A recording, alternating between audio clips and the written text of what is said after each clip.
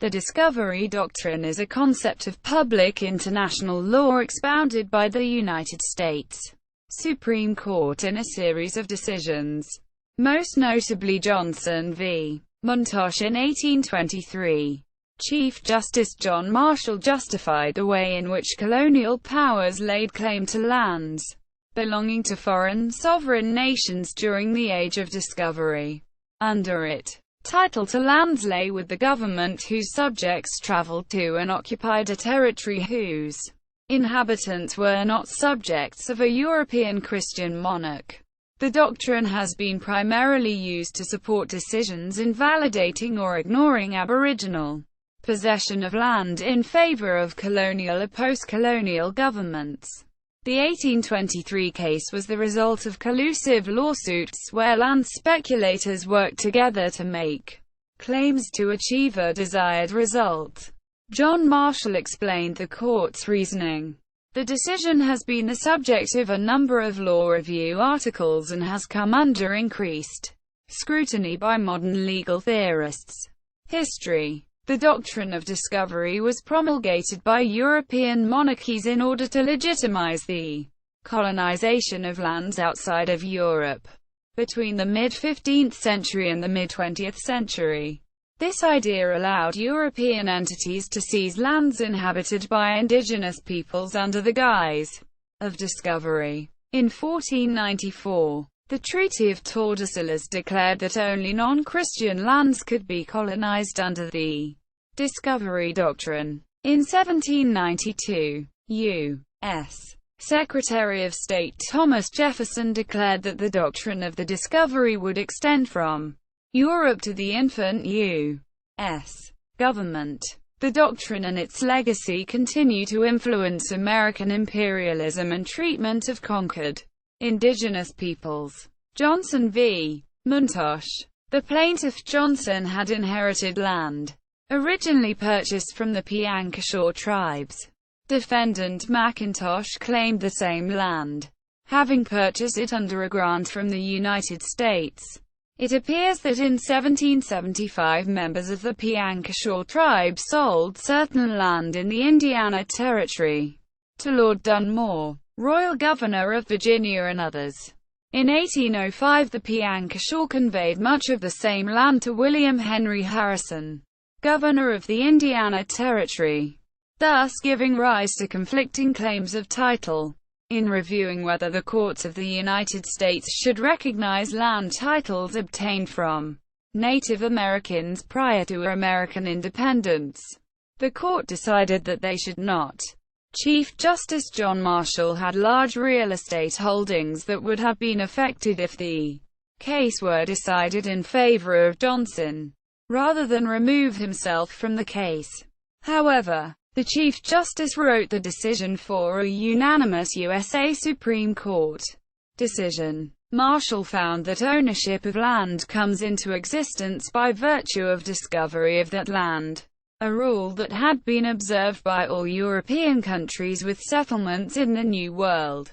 Legally, the United States was the true owner of the land because it inherited that ownership from Britain, the original discoverer. Marshall noted, on the discovery of this immense continent, the great nations of Europe, as they were all in pursuit of nearly the same object, it was necessary, in order to avoid conflicting settlements, in consequent war with each other, to establish a principle which all should acknowledge as the law by which the right of acquisition, which they all asserted, should be regulated as between themselves. This principle was that discovery gave title to the government by whose subjects, or by whose authority, it was made, against all other European governments, which title might be consummated by possession. The history of America, from its discovery to the present day, proves, we think, the universal recognition of these principles. Chief Justice Marshall noted the 1455 papal bull Romanus Pontifex approved Portugal's claims to lands discovered along the coast of West Africa, and the 1493 Intercaetera had ratified Spain's right to conquer newly found lands. after Christopher Columbus had already begun doing so, but stated, Spain did not rest her title solely on the grant of the Pope. Her discussions respecting boundary, with France, with Great Britain, and with the United States, all show that she placed it on the rights given by discovery. Portugal sustained her claim to the Brazils by the same title. Quote, United States law. Marshall pointed to the exploration charters given to John Cabot as proof that the British had operated under the Doctrine. The tribes which occupied the land were, at the moment of discovery, no longer completely sovereign and had no property rights but rather merely held a right of occupancy. Further, only the discovering nation or its successor could take possession of the land from the natives by conquest or purchase. The doctrine was cited in other cases as well. With Cherokee Nation v. Georgia, it supported the concept that tribes were not independent states but domestic dependent nations. The decisions in Oliphant v. Suquamish Indian Tribe and Duro v. Rainwar used the doctrine to prohibit tribes from criminally prosecuting first non-Indians, then Indians who were not a member of the prosecuting tribe. The doctrine has been cited by the U.S. Supreme Court as recently as 2005, in City of Sherrill, NY v. Oneida Nation, under the Doctrine of Discovery.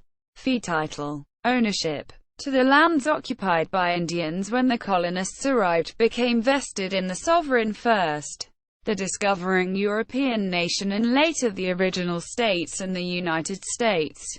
Quote, legal critique. As the Piankashaw were not party to the litigation, no Indian voices were heard in a case which had, and continues to have, profound effects on Indian property rights.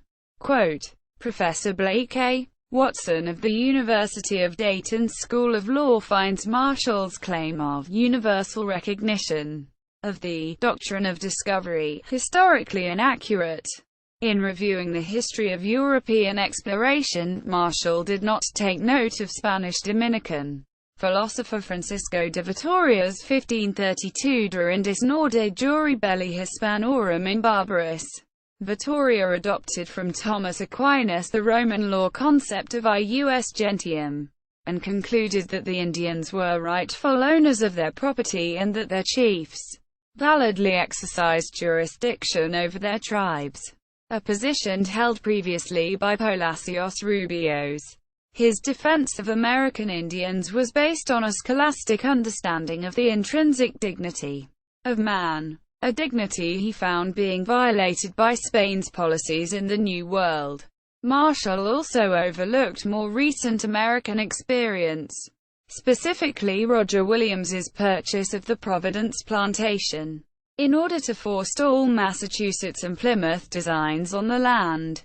Williams subsequently traveled to England to obtain a patent which referenced the purchase from the natives. The Royal Charter of Rhode Island, issued by Charles II, acknowledged the rights of the Indians to the land. Nor does Justice Marshall seem to have taken note of the policy of the Dutch West India Company, which only conferred ownership rights in New Netherland after the grantee had acquired title by purchase from the Indian owners, a practice also followed by the Quakers in Pennsylvania. Watson and others, such as Robert Williams, Jr., suggest that Marshall misinterpreted the discovery doctrine as giving exclusive right to lands discovered, rather than the exclusive right to treat with the inhabitants thereof. Contemporary advocacy efforts. Discovery doctrine has been severely condemned as socially unjust, racist and in violation of basic and fundamental human rights. The United Nations Permanent Forum on Indigenous Issues noted discovery doctrine as the foundation of the violation of their indigenous people human rights. In 2012, the United Nations Economic and Social Council Permanent Forum on Indigenous Issues called for a mechanism to investigate historical land claims During the General Convention of the Episcopal Church conducted on 8–17 August 2009, the bishops of the Church adopted a resolution officially repudiating the discovery doctrine.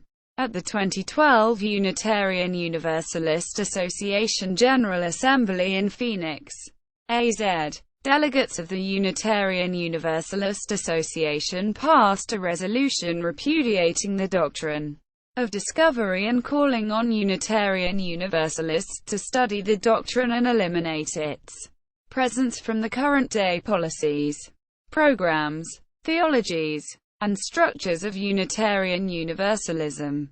In 2013, at its 29th General Synod, the United Church of Christ followed suit in repudiating the doctrine in a near-unanimous vote. At the 2016 Synod, 10–17 June in Grand Rapids, MI, delegates to the annual General Assembly of the Christian Reformed Church rejected the doctrine of discovery as heresy in response to a study report on the topic.